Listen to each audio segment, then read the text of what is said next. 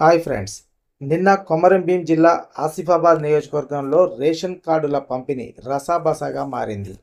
MLA Kova Lakshmi BRS, Congress party incharge Shyam Naik మధ్య మాటల యుద్ధం జరిగింది.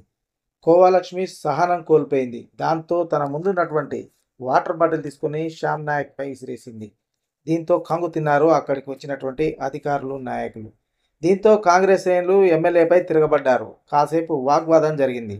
అసలు ఇంతకీ వీరిద్దరి మధ్య దాడెందుకు జరిగిందో ఇప్పుడు మనం తెలుసుకుందాం. కోవాలక్ష్మి మాట్లాడుతూ కాంగ్రెస్ పార్టీ తమ మేనిఫెస్టోలో రేషన్ కార్డుల పంపిణీ విషయం పెట్టిందని, అందుకే కొత్త కార్డులు పంపిణీ చేస్తుందని అన్నారు.